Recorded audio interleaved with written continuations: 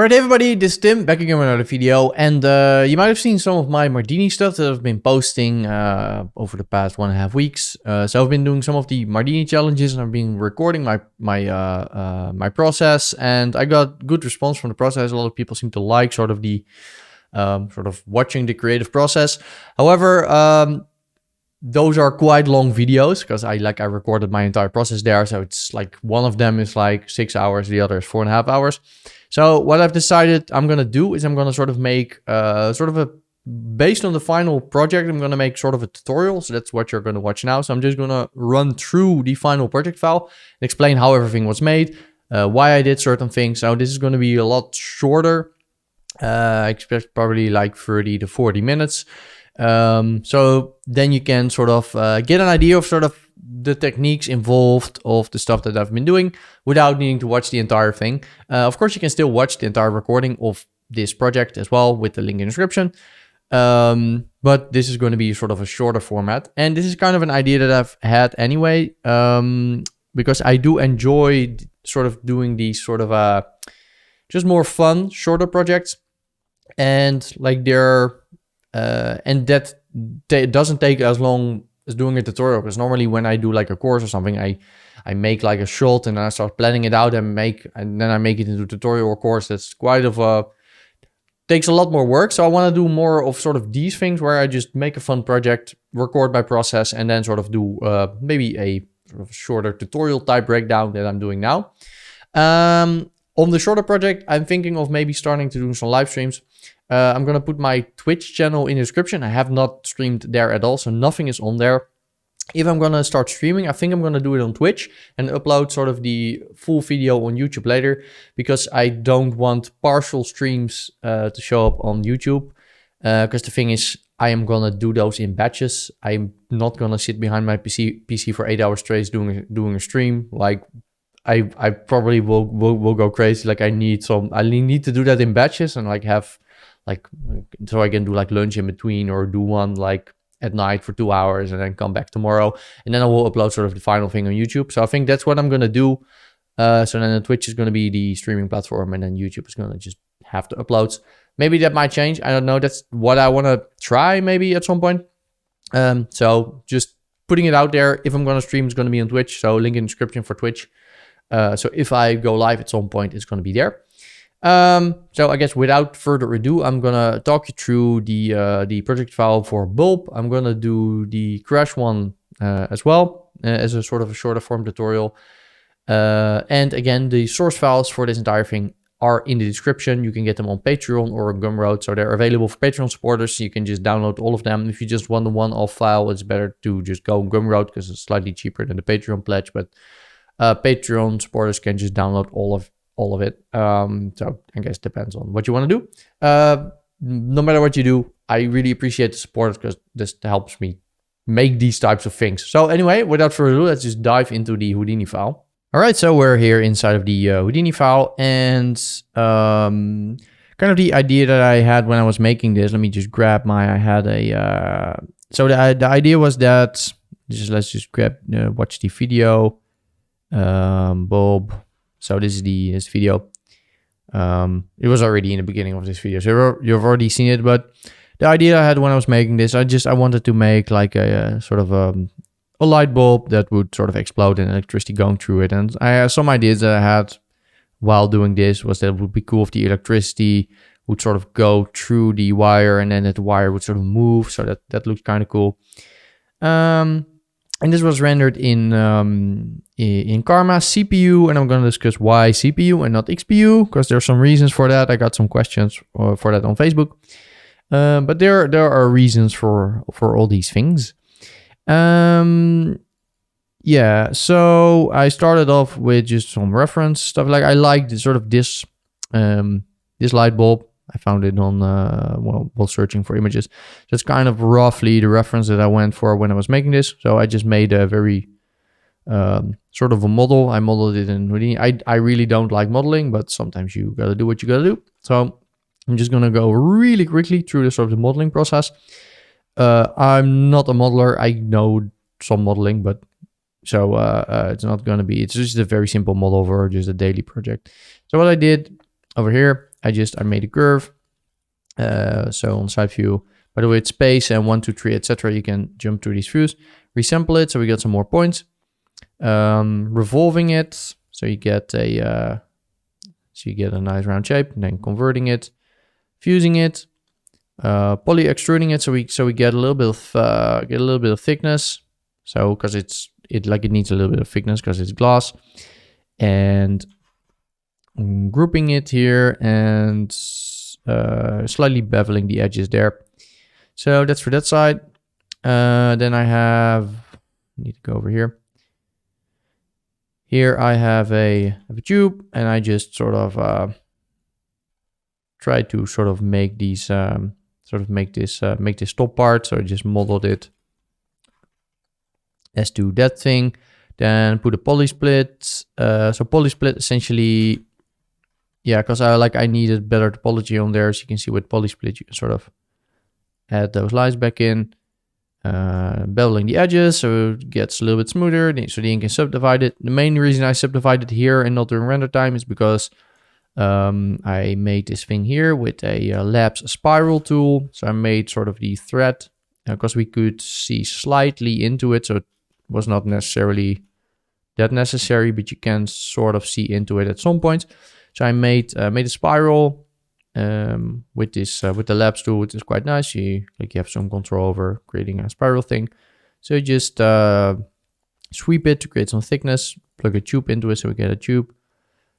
Slightly, so put it in position, scale it down, boolean it, so we get first we boolean out the sphere, and then we boolean out sort of the thread.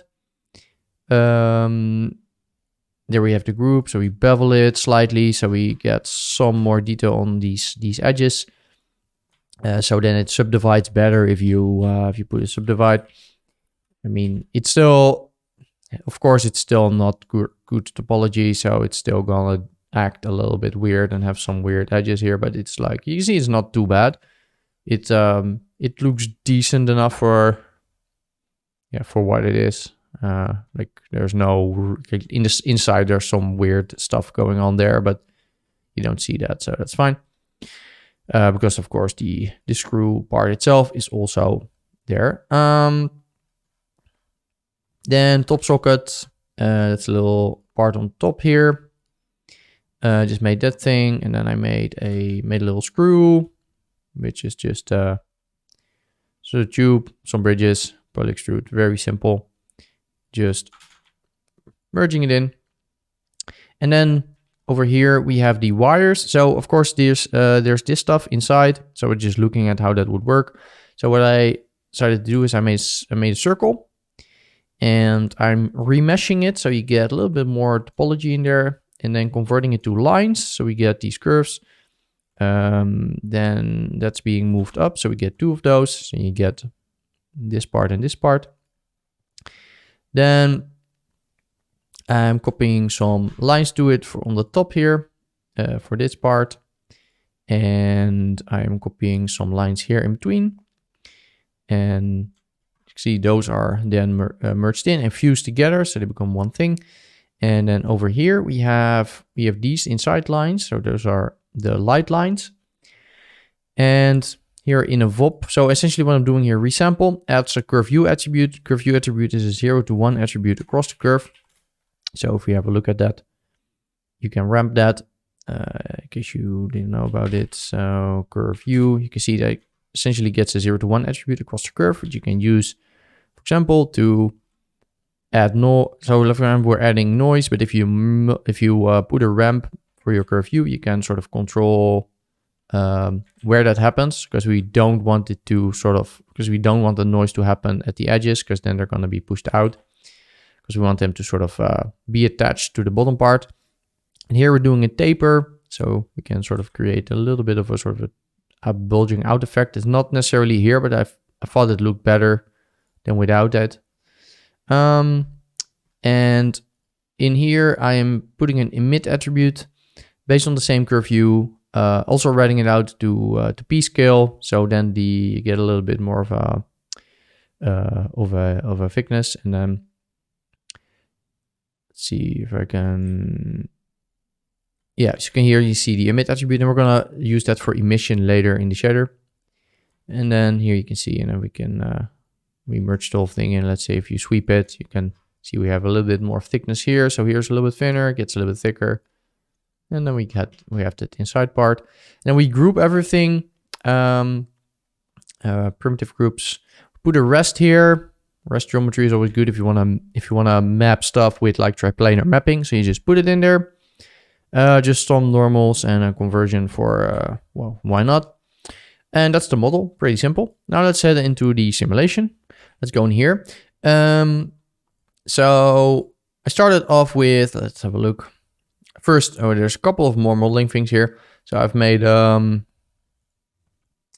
of this metal hanger type thing. That's the stuff that's happening, sort of where the wire is sort of hanging into, because we need a wire. So I have one here, and like I edited it a little bit, so we get, let's try to zoom out a little bit. Yeah, so I edited a little bit, so we get a wire like that. Resampled it, so we get a lot more points, so we get 2016 points. And then we make it into Vellum hair, so that we'll essentially use simulate it as a wire. It has some, like Vellum hair, some options for like giving it thickness. Aside from that, it's just it's a pretty sort of simple constraint. It's used for hair simulations and stuff like that. But of course, it needs to hang into something, and it needs to be constrained. So what I have is I have an end group here in the end, which right, yeah, so that's the sort of the end group where the light is gonna hang from, and then there's the beginning group that is over there. And essentially, so this is gonna be where it's gonna be constrained, so it's gonna, well, not slide through all of these things and then just fall down. Yeah, so you put those in. Then I have my bulb, and I make a sort of a proxy object for it. So here I have just a proxy object.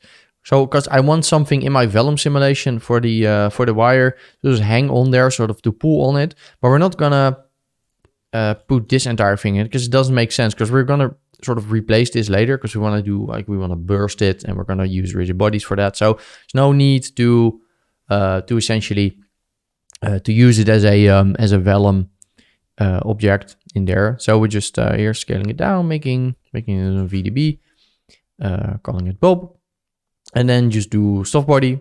Pretty simple. Again, this is going to be swapped out with the original thing later. So we just merge in the geo here, and we merge in the constraints. Oh yeah, and then here we have the Vellum glue, which is essentially grabs the bulb here, and it sort of glues it to the ends. So that is the part here. So it sort of glues it to that, so it sort of just hangs on it, doesn't fall down. So then we have our constraints, and here we have Vellum drape. And essentially what Vellum drape is, it's normally it's meant to, for example, drape clothes. Let's say you have a character and you want to sort of drape clothes over them. But in this case, I'm using it because if let's say I do a Vellum solver, if I'm going to plug this in, it's going to take quite a while to settle. So let's have a look at it. This is going to be a little bit slow, but let's just have a look at it. So if I think I had 15 substeps or something like that. So if I'm going to press play, you're going to see it's going to sort of bounce around and do its thing. And it's going to take quite a while to settle. And you could, of course, sim it out and then just wait for it to settle. But I kind of want, because I'm going to do more, like I'm going to do more simulations after this, right? I'm going to do the rigid body stuff and whatever. So I kind of want it to be settled initially. So with Vellum drape, essentially, it allows you to just freeze at frame. You just have, let me turn this off. So you have, you can just set up a Vellum simulation as usual. So just with substeps, timescale, etc., etc. You say freeze at frame, and then it's just gonna, inside here, there's a Vellum solver, as you can see, and it's gonna simulate Vellum, and then just freeze it at the specified frame, and then you're left with a rest geometry here. Now, if I were to just plug that in from the start, whoa, it would sort of just still do some things and like move a little bit. So that's why I have I'm removing the velocity attribute, the original velocity attribute that was on there. So essentially it doesn't grab any of the existing velocity, because as you can see here, there is some velocity still on this. Let me hide all of my attributes and put velocity. Should be, that's actually already, seems it's already come to a standstill. Maybe I guess from an earlier test, from an early version that I did, there was a little bit of velocity, but I'm removing it anyway. Then in the Vellum solver, I'm putting up quite a lot of velocity dampening in the beginning. Essentially, there's just sort of a drag force where it just removes a value from the velocity until it comes to standstill. So I'm doing that for the first 20 frames. So I'm using starting at frame 980 as a pre-roll. And we're going to start my actual simulation. Essentially, is just going to be from frame 1000. So we're doing 20 frame pre-roll. This is the reason why, if you're doing simulations, you generally want to set your frame range to start at frame 1000 or 1001, depending what you're going to do. Generally, 1001 is sort of the default. Because if you're going to start at frame 1 and you're going to have negative frames, it's fine. You can put frame to start at frame -20 here, but if you're going to cache it out, you're going to deal with saved frames that are -1, -2. It's just going to give a very messy sequence. Generally, just in production, you always just start at frame 1000 or 1001. So anyway, I'm doing a pre-roll, a lot of velocity dampening, and then by the time it gets to frame 1000, it will essentially have mostly stopped moving. So you can have a look at this. You can see there's a lot of drag force. You can see it's gonna really slow down, and then I'm keying down my my drag to not be as extreme. You can see now we essentially have a static thing here in the beginning. So yeah, here we have this thing, and then here you can see there's a sort of a force moving through it. So let's see how I did that. So if you go into Vellum solver, here you have a swap solver, some pop forces. Essentially what I did, so let's live in the swap solver and let's see what's going on here. So here we have the keep wire, essentially this keeps the wire, and this is keep bulb, keeps the bulb, and we just want to do stuff on the wire. You see we're copying an attribute to it, attribute called fall off, and this is coming from this object merge. So let's see where this object merge takes us, and it takes us over here. So if you're gonna want to do an effect like this, where sort of this electricity is sort of influencing this this Vellum sim, you're gonna need some force to drive this wire. So what I did is, again, I'm just keeping the wire here. I'm doing a carve, and I'm carving. So I have the so here I can drive sort of where the carve happens, and then on the second U, I'm essentially saying 1 times this other value, and then minus a little bit of fall off. So that's going to be the length of that effect. So then essentially we get a carve like that. Then here we're assigning a fall off attribute, fall off 1, and then fall off 0 on this thing, and then we're transferring an attribute to it. And we can have a look at we're ramping it by the color here, so you can see what's happening. So we're gonna get a color that moves through it. All right, so then we get that. And we're going to go into our Vellum solver. And then we have our thing here. And then we're copying this attribute from that curve to our original curve. We can use copy in this case because our point counts are exactly the same. If the point count wasn't the same, you would use transfer. But since it is, we can just copy and it's going to be faster. So we're just copying over that attribute. And then we're bringing this bulb back in. And then we're left here, and now we have this attribute called fall off. And then we can use here in this pop force, so we can get a pop force. And normally, if you had your pop force, let's say I disable the expressions. If I were to just simulate like this, it would essentially you can see where the entire sort of curve would start being influenced by a noise force. But because we have this attribute, we can say, right, I want a little bit of an amplitude, but I want to multiply my amplitude by the fall off value. The fall off value is going to be from 0 to 1. So it's only gonna push on the thread when the fall of value is 1, and the fall of value is only 1 when my electricity moves through it, because here's the curve that I'm also sort of later going to be using for the electricity. So then you're going to be left with this. So let's have a look. You can see it's going to move where the fall of value is moving through it. And then when it sort of hits the bulb, I have some keyframes here that are really boosting up the noise value, boosting it up and boosting it down, so we get a little bit more of an extreme effect. And then post-process for good measure. All right, so then we want to do the electricity itself. So again, here we just have the curve. We're carving it. I did make a separate carve here because I want a slight offset from the one that I had over here. So it's slightly offset, so it's not exactly the original one. The reason why I'm doing that is because So the reason why I'm and like as you can see, I am using the animated one, not the static one. But the reason why I'm sort of offsetting is because I want the electricity to sort of hit it completely first before sort of the burst happens. And if we're gonna have a look at this thing here, because this will hit it, let's again have a look. So this will essentially already start really moving here before the entire fall off has sort of moved into it. So I'm slightly offsetting it here. So I just did a sort of a manual offset there. So we got this curve, has some points. We're resampling it. Then we're gonna push. So we're gonna essentially have a noise here again, curve view, ramping it, just offsetting it. So we get something like that. And we're, so this is going to be the big details, resampling it again. So we sort of fill in those points again, because you can see here we got some, like we get uneven spacing with the points. So we're resampling it again. Then we're pushing them apart again for sort of the medium-sized details. And again, you're going to have very uneven spacing. You're going to resample again.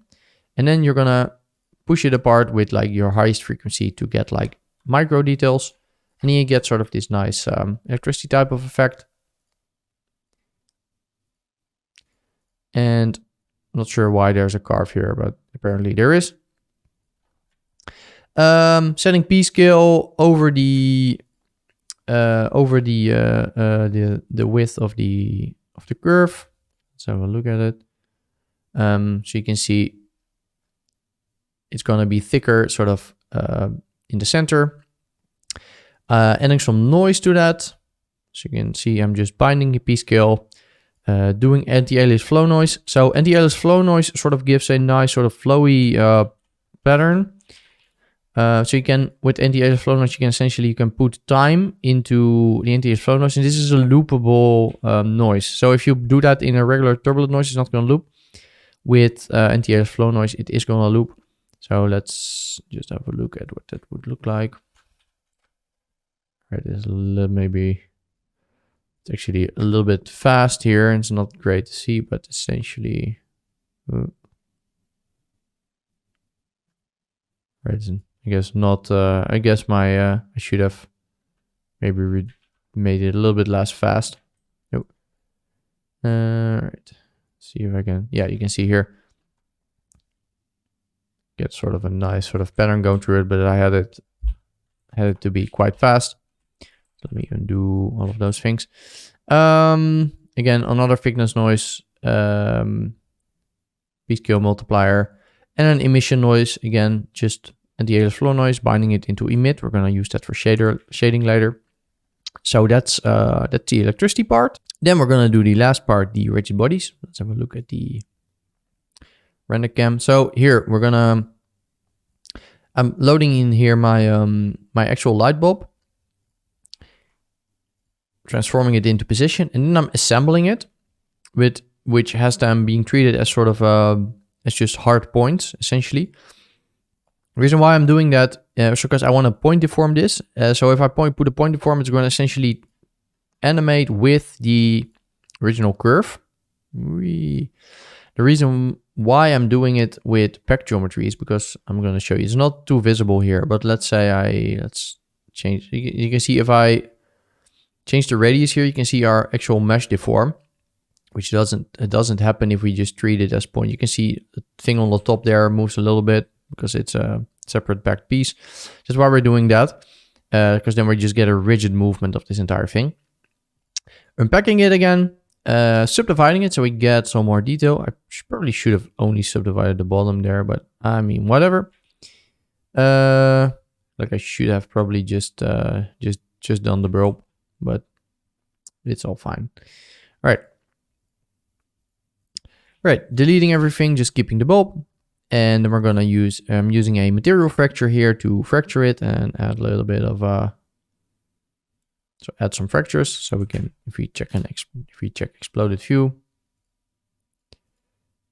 you can see these are our glass pieces. I'm assembling those. So they're gonna be treated, so packed, and then, so they're gonna be treated as points. Then I'm grouping the top part there. And essentially I'm going to be, so that's going to be static part. It's just going to animate with the wire movement and not going to simulate. Here I'm in a wrangle, I'm saying active is 0. That means they will not simulate. So if active is 1, they will simulate in a rigid body simulation. If active is 0, they will not be simulated. And putting animated to 1, if animated is set to 1, they will animate with the animation of the original geometry. If animated is set to 0, they will not do that.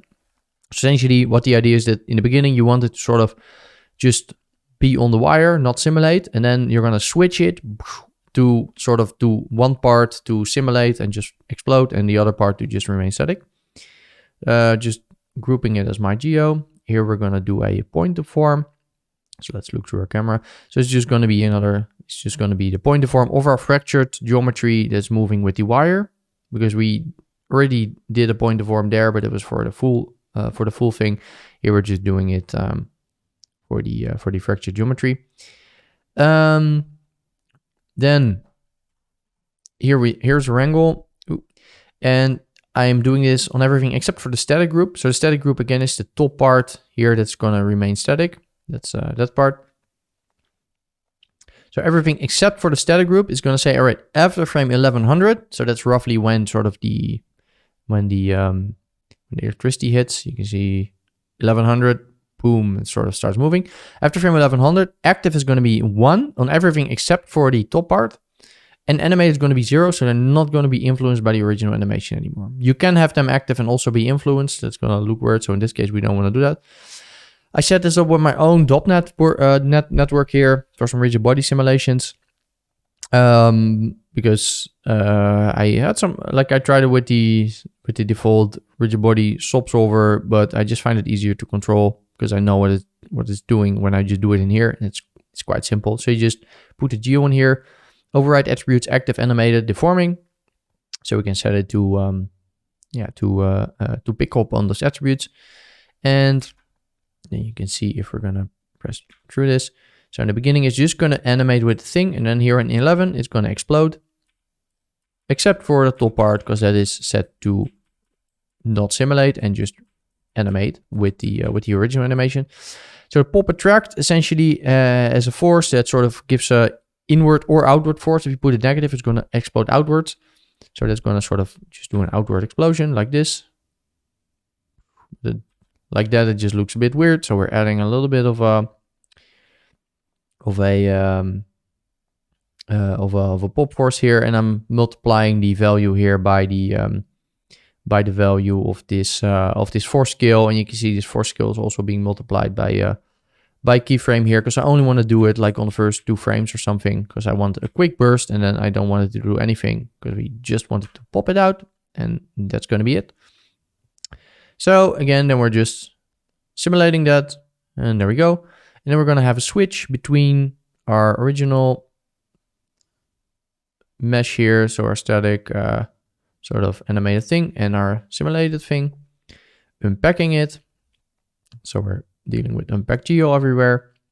And then here, out bulb. So we're just going to split out some stuff to put into rendering. There's one more step here. So there's a tiny bit of smoke. You can have a look here. So there's a sort of a very very mild smoke puff. It's not super obvious. However, there is already there's already a density in here. That's essentially what's giving this this sort of glowy effect. There's also in a regular light bulb, there's essentially a sort of a gas. So I guess, I don't know what kind of gas, but there is gas in a light bulb. So I guess they were trying to simulate that. So putting it in. And this is just it's a very simple sort of just sim. So we're just creating a density inside of our thing. And then we're just in this thing. We have some gas turbulence. That's about it. Aside from that, we're just sourcing density. Just doing some, where is it? Shape. Just a little bit of disturbance, a little bit of turbulence. Nothing too interesting. It's just a very small effect that you hardly see, but it's still there. So it's still somewhat interesting. So yeah, those are all the simulations. Then aside from that, we're splitting out some elements. So here's that part. And here are the wires. And I guess we have a separate emission attribute here where I added some additional noise. So I bind in the emission attribute, add some noise, and binding it out. So we get more along these lines. Let's have a look. Emits. See if it's actually visible in the viewport. Let's do time shift so we can just watch it at the, and let's turn off our template.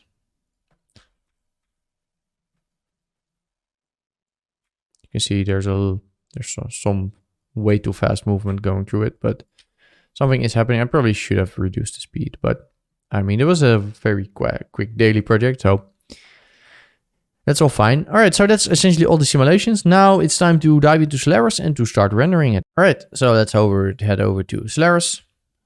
All right, so here I put I guess it misses the link, but you can put images in here. In the viewport, you can like add image with this thing, which I did, but I guess it doesn't have the link anymore. Yeah, let's have a look through our render cam. All right. So load top. So just loading the top thing here, loading the glass, loading the wires, loading the fog, very basic stuff. Configuring geometry settings for these things. Nothing too interesting going on there. If you load these in from SOP, there's a SOP import and there's a scene and there's a scene import. Scene object is essentially meant for object level stuff. So for example, here on object context, I have a ceiling, which is just a grid with a UV on it. So if you want to load something from object context and take the transforms into account, stuff like that, then you're going to use scene import. For SOP import stuff, you also want to load the groups and things like that. I'm going to use SOP import.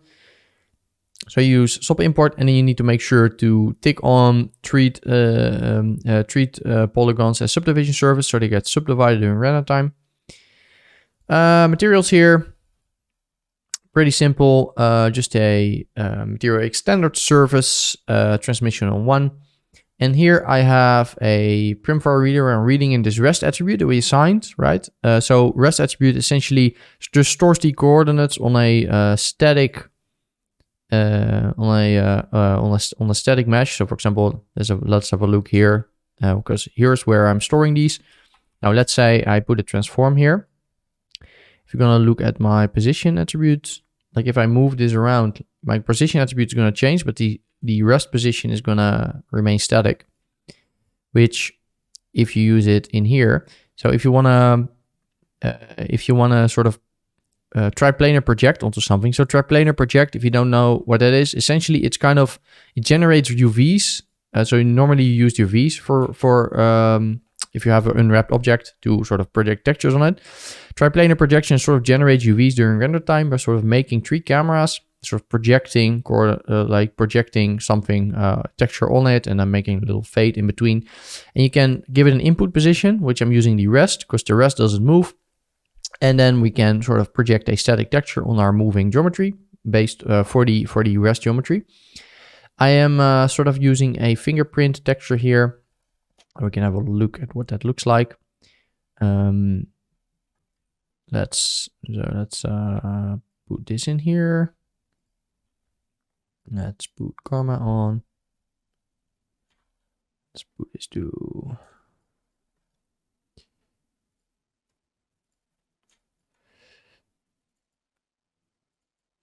So let's do.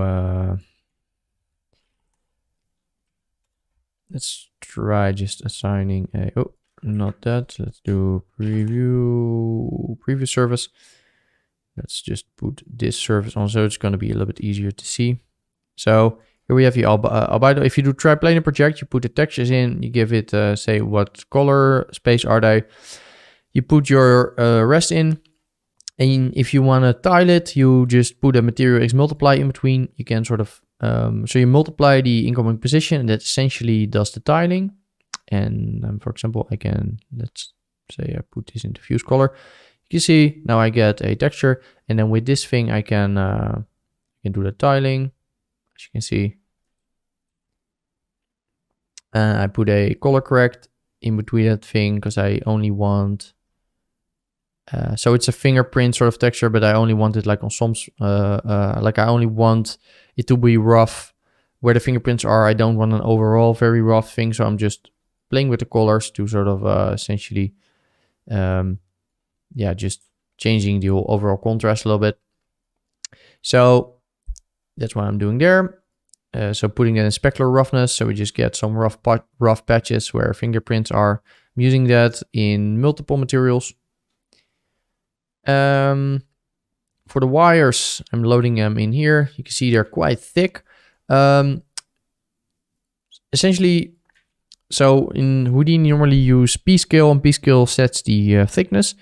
If you go to scene graph 3 here, and let's have the wires, we can inspect the prim vars. So prim vars are the sort of USD version of attributes. That's what they're called. So prim variables. P-scale doesn't exist here. It gets renamed to widths. And you can override that because by default, the scale from p-scale is different from the one how it sort of gets used in Solaris contrast. So what I generally use, you can put a wrangle here. And you can say f at width, so you can just wrangle as usual, just put the prim var that you want to override in there. Say all primitives, and if it's going to be something like this with multiple curves in, with multiple primitives in there, you need to say run on element or an array attribute, run on element of array attribute, and then you can see you can just override it with a wrangle there, so I can make them slightly less thick.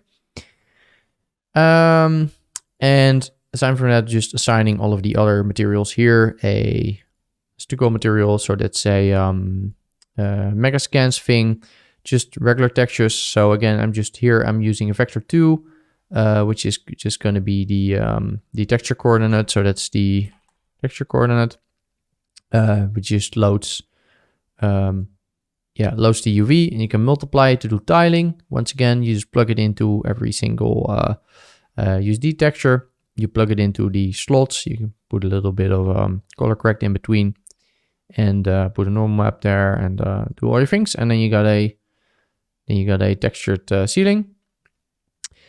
And then let's have a look at at all of this. Yeah, for the smoke, it's just a using a XPU pyro preview. Essentially, I was first intending to render in XPU, but I decided to go with CPU. And let's have a look why. Let's have a look at the actual. So here I'm doing scene import cameras. Essentially imports all of the cameras. Let's have a look at our scene here. All right, there we go. Let's look with the lights. All right.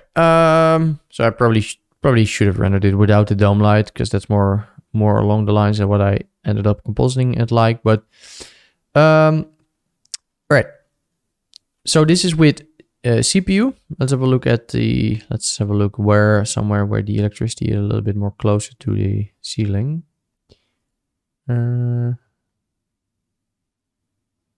All right, for some reason it's not reloading my entire scene. All right, so yeah, I had a time shift that I put here to demonstrate the flow noise. So I guess that's why it wasn't working. All right, Let's go back to stage context and let's have a look here. Have a look-see. All right, Karma. Right, so you can see I get light emission there from our electricity. All right, let's have a look at the, and also from the light here. Let's have a look at XPU. All right, you can see practically nothing. There's some light there. Essentially with XPU, there's just some stuff that just doesn't work. So main thing here is that on these geometry render settings, essentially this is where you configure something as a geo light. So the geometry actually gets treated as a light. So you have treated as light source, yes, and then you can essentially override the intensity. That doesn't work on XPU yet. So that's why this looks completely different now. And also, okay, there are ways to sort of fake this and to fake it. I'm going to show you how you can sort of fake it with XPU. In some cases that might work, but it doesn't. In this case, it just looked weird. So here I have electricity imported a second time. I made it a little bit thicker, and I've overwritten the intensity of the electricity. I guess we can do it a lot more even. And then if we plug this in, you can see now I get some light. So what I'm doing here in the render geometry settings, I'm saying render visibility don't show for primary rays. So it's only gonna use the be influenced for the secondary ray. So it means it will sort of get this generate sort of this the secondary ray. So it's gonna show up in reflection, in specular, stuff like that. So you can sort of fake it like that, but it doesn't work that well everywhere. Let me show you here with the light, for example. All right, so here I have I've put it on here. I'm making this a lot thicker, and you can see it does show up still because it's showing in refractions as well. So that's not ideal. So that's one thing that's not ideal here. But you can also see it's just not, no matter how high I put this, it's just not gonna, like, it's trying to fire rays here, but it's not enough to really emit to sort of light up the ceiling. That is working if I'm just using the geometry light. So let me just reduce this. And also this stuff, it just doesn't look as good. Or if I just switch this back to CPU, you can see it just looks a lot better. So of course there would be ways to fix this. You could just animate light yourself. Sort of you can just put a light here that sort of animate with the light. You could parent it to a point. There's all sorts of ways to get around that. But this was just a fast project, and I just wanted, like, it was gonna take more time to do those things than to just render this with CPU mode and then still have it done in time, because this rendered in less than 4 hours when using both my machines. So pretty straightforward. So setting it up with for render here, I did render the depth of field mainly because I wanted to do very mild compositing, because it was just for just a fast project, and I needed to do the compositing in Houdini as well, because those are the rules, I guess, kind of. Even though I couldn't really compete to win, which I wasn't sure of, but I think like I didn't show up in any of the points lists as well. So I think because it says people who work for side effects or are some way related are not allowed to compete to win. So I guess I fall under that because I've done work for them, which is fine. Because I'm just doing these for fun anyway. So anyway, setting this up here, just a little bit of overscan, pretty low samples. Yeah, it's works fine essentially. I did turn on denoising, but I'm denoising it separately myself. I generally like to put on NVIDIA optics and then just denoise using another denoiser if I don't think this looks nice, because generally optics doesn't look great, and then I just denoise it myself.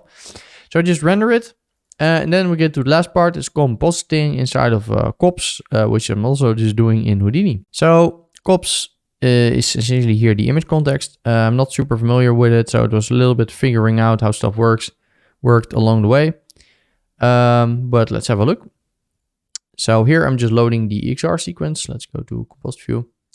can see here we have the EXR sequence, and I think it's from 1040 to 1200. So let's just only have a look at the frames that we actually have. So this is the render, right? For some reason it's not playing that fast, but you can see it's definitely something. So essentially how you sort of composite these out is first I want to delete. So delete non-selected, all the non-scope planes. So combine diffuse, so just diffuse, emission, reflection, transmission, and here another emission for some reason. Then you need to rename them to be color, so C. Doing those for all those things, and then you can use add to add them together. That doesn't work if you don't use the rename to color. You can just add them, and I put some color corrects here, so HSV for saturation, etc. And I'm actually using the redshift post effects, which are actually quite nice for this. And I was surprised that this was actually just working on these renders, because there's not a lot of things you can do in Cops. It's quite limited. Well, it's not necessarily means you can do a lot with it, but it just takes a lot of work, and this just helped because you can do stuff like glow and stuff yourself. But it was just nice to have sort of using these redshift post effects to just add stuff like bloom, glow, all these things just really easily. Sort of an integrated, nice post effects tool. So yeah, doing a couple of those. So just color correcting, brightening. Here, adding a little bit of glow. You can see you can add some bloom with the post effects. Just adding it back in. Then you're left with this thing. As you can see, it's a little bit noisy because our passes, of course, are not denoised. Only our beauty was denoised. You can see there's a little bit of noise here, but there's a AI denoiser.